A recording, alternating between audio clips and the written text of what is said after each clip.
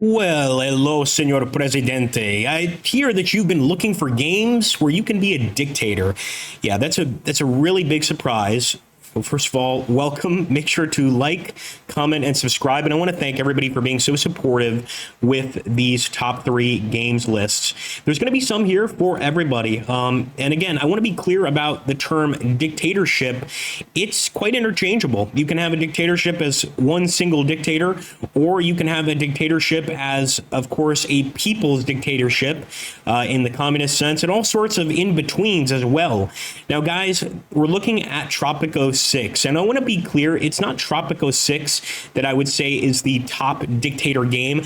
I would say the Tropico series has had a lot of hits or misses. I think 6 and Tropico 1 are the absolute best. Tropico 2 Pirates Cove is also really great, but this game starts you off with an actual set of missions. Now, you can start the missions, or you can start your own sandbox game and build your dictatorship from there. And you, over time, need to improve or create an island society where you're making money, but where you're also keeping the people happy, and not just the people, but also other relations, like the Axis and the Allies, for instance. In this game, it goes from the early 1930s, maybe, pre-World War II era. And over time, it moves into the World War II era, then it moves into the Cold War era, and then it moves into the, of course, modern era. And there's so many different things to do in between, to kind of build up your dictatorship and keep it in power. And I want to be clear, this is why I said the game, it's interchangeable in terms of dictatorships, because you can be voted in and you can even have an election, but you always have that ability to say, nope, we're not going to do the election, screw you guys, and grow from there. As you can see, there's also a trade element to the game. In fact, the logistics element of the game is quite complex. You have entertainment centers to keep people happy. You've got fire stations and police stations to keep public order, of course, construction offices to build things, even religious centers. And these are all going to appeal to different factions within your country. So you'll have some people that are quite religious. You'll have some people that are communists. They essentially want more Teamsters unions, things like that. Some people that are more capitalist. And one thing I love about Tropico 6, as opposed to the other ones, is that's going to change with the era. So the political parties of the people will actually change as the era progresses.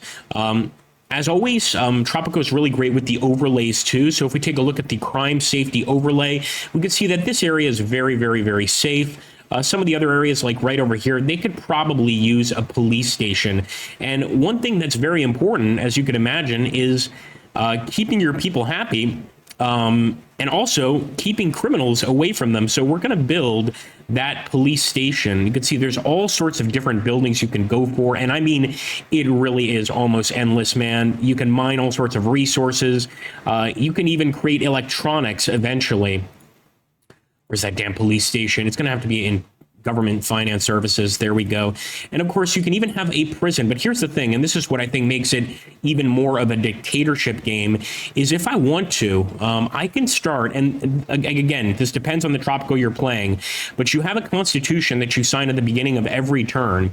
And sometimes the constitution can give you a lot of power, sometimes it can give you no power. But for instance, if I want to, I can go here to Mary Serrano. I can arrest her, I can kill her, I can bribe her to support my cause. All of these things are possibilities in the game. And again, if you have a particular political faction and you're trying to relive a certain dictator, I often do this in my free time. You can jump into any I'm going to say Tropico and Tropico 6, and you can play that out. You can arrest all the communists, or arrest all the capitalists, or arrest all the religious. It's completely up to you. As you can see, there's also a research screen, and often the research screen will sort of melt in to the policies you're trying to create. But as you can see, it starts off in the colonial times, and then over time from the colonial times, you work into the modern era on the research as well. The way to increase research is to build universities, build education systems, but that also creates more intellectuals, and that alone can be a problem. In fact, it's getting me so stressed out, I think I need to build another bank. That's right. Banks are a thing too. And of course, as you can imagine, they could be good for your economy, but they're going to piss off certain people. Now, over time, I'm trying to find one of our military bases. We actually might be time to build a military base. But over time, rebels are going to start attacking your city. You know, they're going to be upset. And this doesn't always happen, but especially if you've been very repressive and been attacking people or just been pissing people off. You can see the favorability rating up there in the screen, 39%. Then people will eventually start turning against you. And each person has their own personality. They've got their own thoughts. They've got even their own country. This guy, Daniel Sidorov, is an immigrant from Russia, as an example. And it just really lets you play around, man. I haven't even mentioned really much the geopolitics element of it, but this is equally important. And if you piss a country off enough, they can actually end up trying to invade your island too. So there's just so much here to have fun with, to mess around with. I'm not really doing it justice, but even just walking through town is a freaking blast. And again, this is a city I sort of built up from scratch. If you want to, you don't have to go for the missions. You can just do, again, your own town that you build from the ground up. And can we see the task overview? This is an example of some of the tasks you're going to get through the missions that will give you bonuses with different groups and different factions, etc. But yeah, man, just a great series for those interested in a dictatorship build. I also want to be clear, everything is taken into consideration. So for instance, even the housing that your people are getting, in this case, we have apartments for our people, is going to matter. The entertainment style, and even having a prison nearby. You can see we also have a ton of prisoners. We can even change the prison type to a re-education program to get super dictatorial, or just do a good old-fashioned America lock them up policy, lock them up, throw away the key sort of deal. But there's just so much to work with here. You'll obviously have loyalists, you'll have those that disagree with you, and you'll also have this special edict panel, which allows you to do all sorts of things, including if we wanted to get a huge state loan that we're going to have to pay back, which I don't want to do, or even grant an audience to one of the existing factions in the game itself. The Almanac will also give you just an overview of things going on, and there's so much up here to look through, man. The economy, the resources, the politics of the people, what the majority of your people are. Some are mostly indifferent, as you can see, but actually our strongest group are the militarists. So again, maybe making a more military-based society in this particular playthrough would be quite helpful to us, as an example.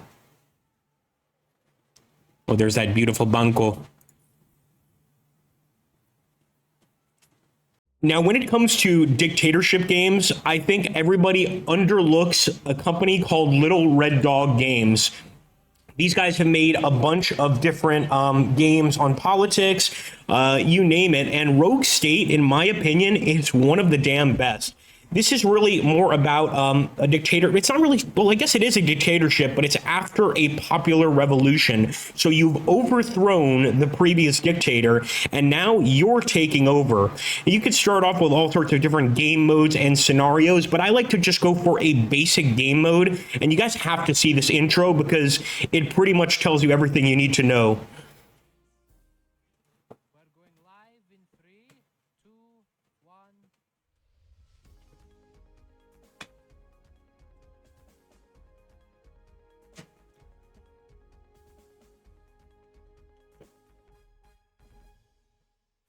Just joining us, we are fortunate to have an audience today with our glorious leader.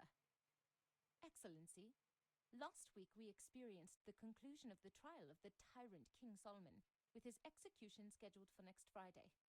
With the Great Revolution finally concluded, what will the future political structure of the People's Republic of Bisenji finally look like?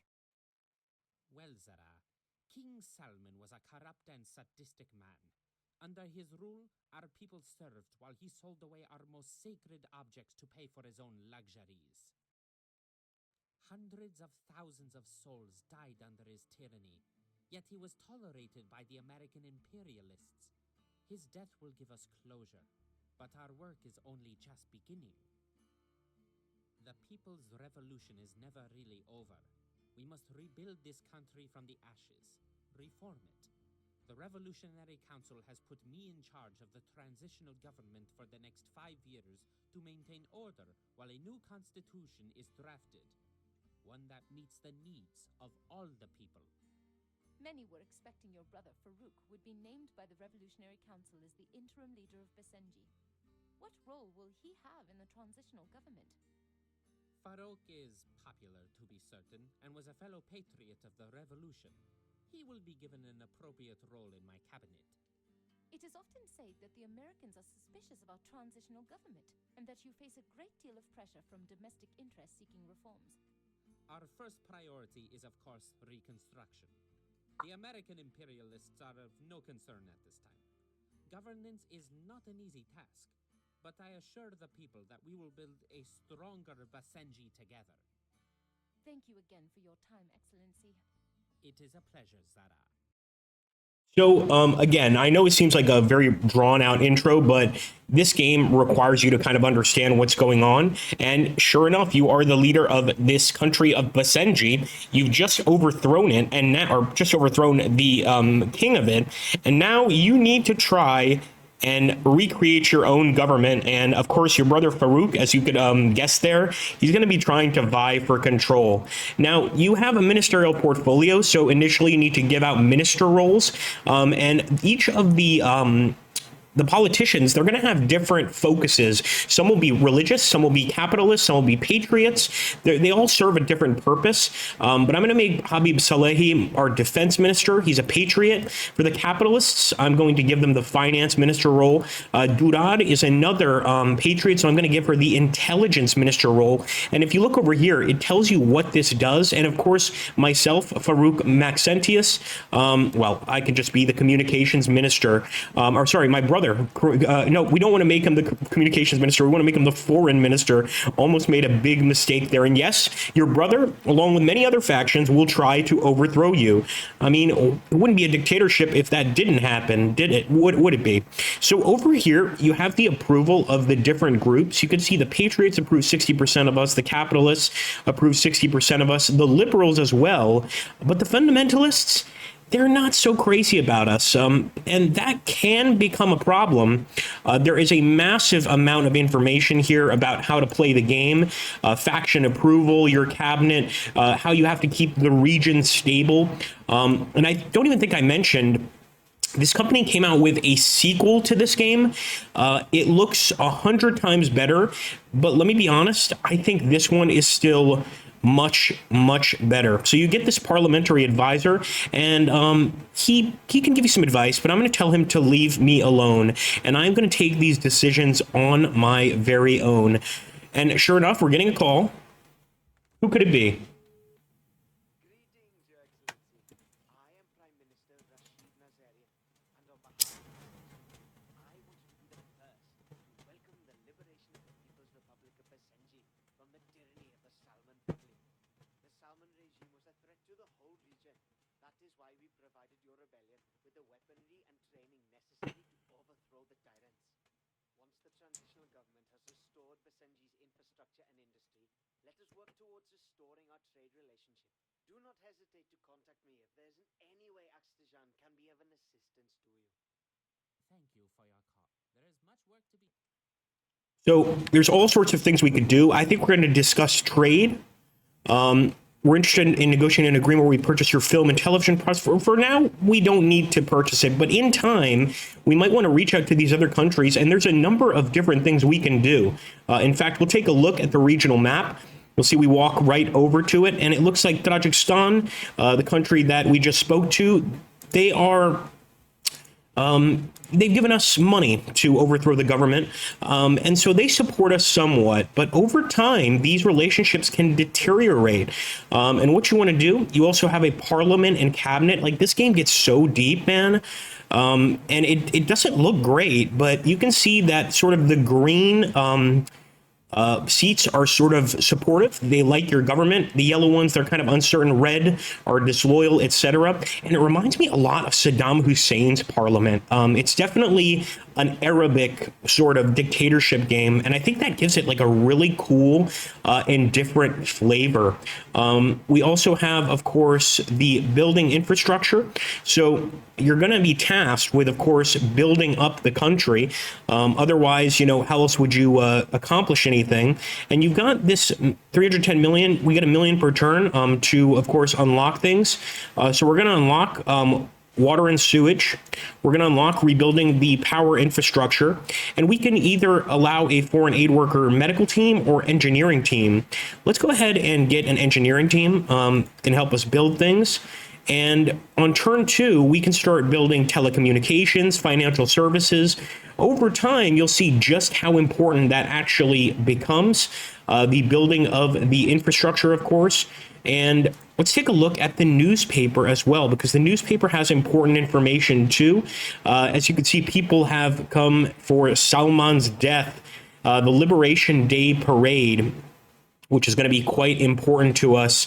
The Situation Room is for when military situations transpire or when there is a revolution brewing. And that's right. Just in the same way we started our own revolution, we can absolutely get overthrown in the revolution too. It's hilarious. Shows you how old the game is because Barack Obama is right there as the president. But you can see we've got a procurement officer, which will be used for procuring additional men, etc. And you can see it's quite expensive. As you would imagine, having a military is quite expensive. There's also a strategic overview, but that really goes back to the main map with the factions and whether we want to start wars.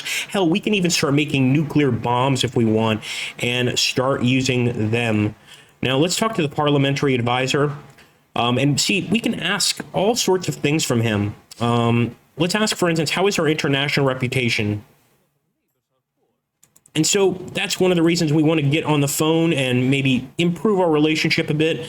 I definitely want Tajikistan to be on a good basis with us. So I'm actually going to see if he will allow us to purchase some of their products. And as you can see, we're buying them at 91% of the market rate. So we're paying a lot. You would probably never want to make that deal, but it will improve our relations with that particular faction. Now we go to the policy screen, and this is where we select the policies for our people. And you can see, depending on how we change them, for instance, we could institute an alcohol ban. Right now, alcohol is tolerated. We can add CCTV cameras. We can increase the minimum wage. We can make gambling legal or illegal. Adding funds to a treasury, to a disaster pool, to disability support, even to the legal system. I mean, it's absolutely awesome. And obviously we can go between sort of capitalism and communism. We can completely get rid of union powers or keep them. And this is going to change everything, man. Like right now, I think the first rule of business is going to be increase the school capacity a bit. I also want to throw a little bit into emergency preparedness funds. And we've got a temporary foreign worker program. I'm going to keep things as they are right now, but over time, your people will ask you to change certain things. So we're just going to end turn 1. And keep in mind, that was just turn 1. Excellency, a popular American documentary has just been released that portrays you highly sympathetically. The documentary argues that most of Basenji's woes are a result of, get this, Western greed. We're riding high on a wave of pro-Basenji international sentiment. We might as well enjoy it. So sometimes you'll get these random events. They can be really good for you, really bad for you, or kind of in the middle. And this one is really just going to improve our relations with other countries. Nothing too special. But as you can see, because of our changes, we're losing some support with the capitalists and with the fundamentalists, but we're gaining support with the liberals and the patriots. So, of course, we can also continue to build that infrastructure. But here's another thing. If you don't build your infrastructure properly, then you're gonna go to a negative. You're going to start losing money. So let's do this. And it's actually going to increase capitalist support, the financial services, and let's rebuild telecommunications and infrastructure. And each turn will go by. And again, each turn, you'll be able to make these changes. The policy changes, they take a turn to actually go into effect, but they're going to determine kind of how the people feel about you. So once again, We have a week of prayer instituted. We could make voluntary prayer week leave. Businesses are penalized for failing to grant employee requests for prayer. That's going to piss off the capitalists, but improve our relation with the fundamentalists. So there's all sorts of different things you've got to consider, man. I think I am going to allow government-run casinos. It's going to increase crime a bit. And because of that, maybe we'll also turn on CCTV cameras, or you know what? We'll make sure that our law enforcement is capable. This is, however, going to cost us more, but look at that. We're actually making a little bit of money now. So not everything is bad, and we'll end the turn there, even though we have additional action points. The UN has passed a landmark agreement requiring all states to cap carbon emissions at present levels, with exception of China, India, and the United States and Burkina Faso. So all the first world countries don't need to cap emissions. Let's ratify it into law, but that's going to piss the capitalists off. The liberals will be quite happy, though. All right. And again, initially, this is kind of all you're doing. Right now, we're getting a lot of support from the people. The goal of the game is to stay in power as long as possible. It's that simple.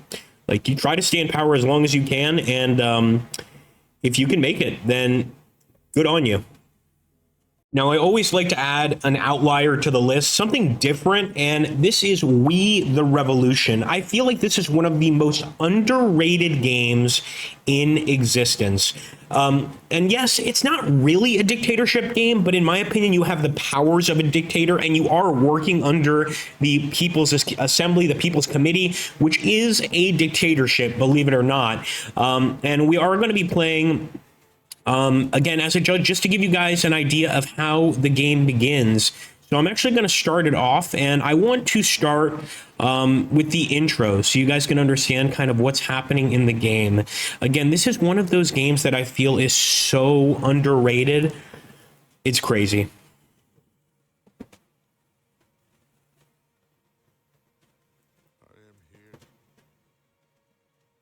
If you've gotten this far in the video, how about a Viva la Revolucion in the chat? I'd appreciate it. Don't forget to like, comment, subscribe.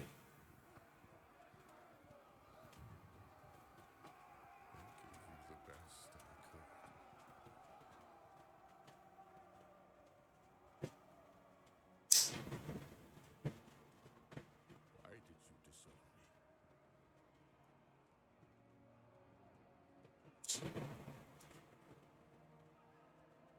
I have your blood in my veins. How could you?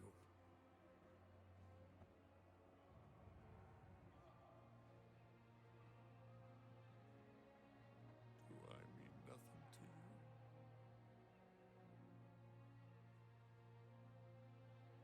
Why did you grieve for him? He was nothing.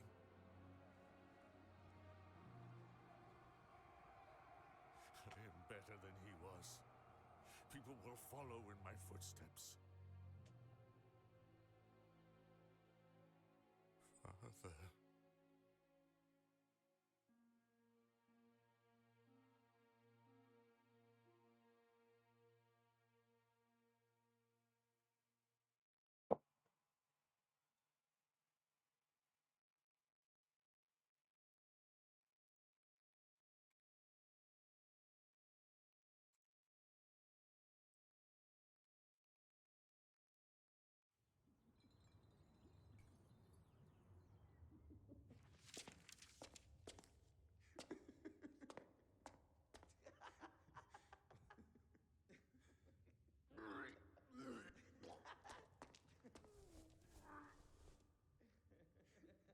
So much symbolism in this game, him vomiting and then wiping his mouth on the French flag, or the flag of the French Republic.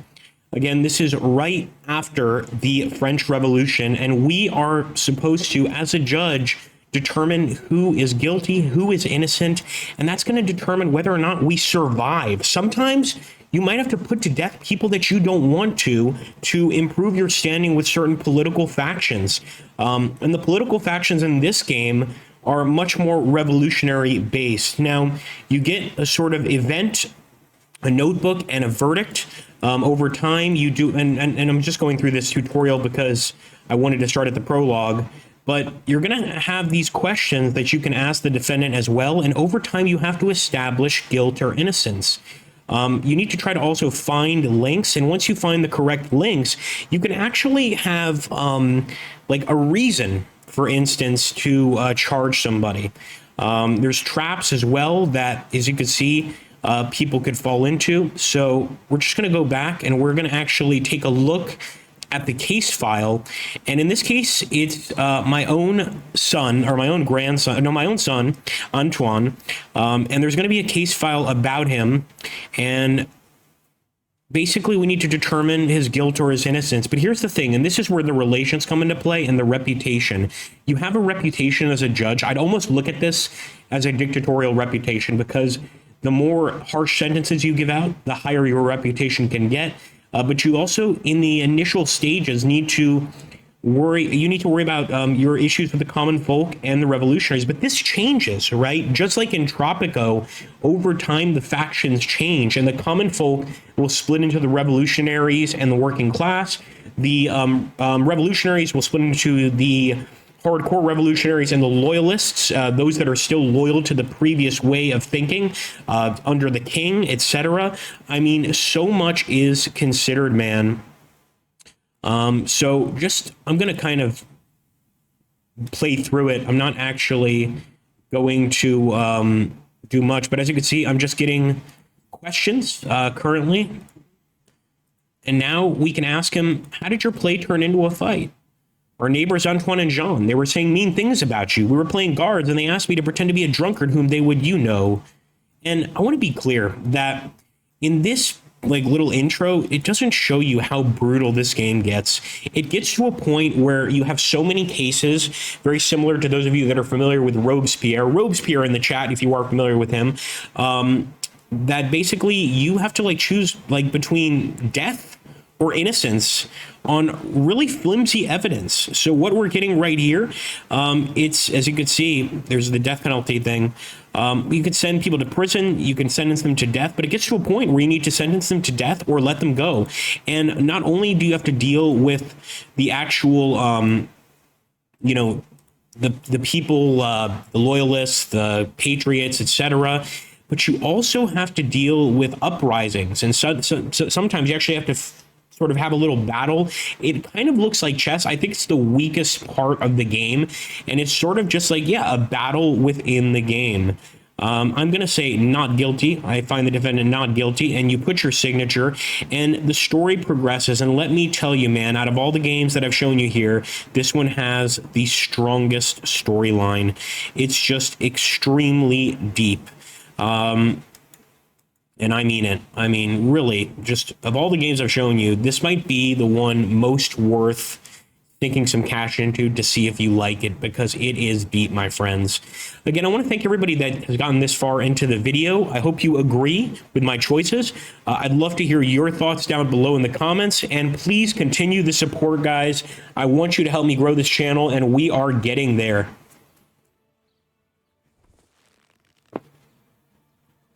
We could not resist it.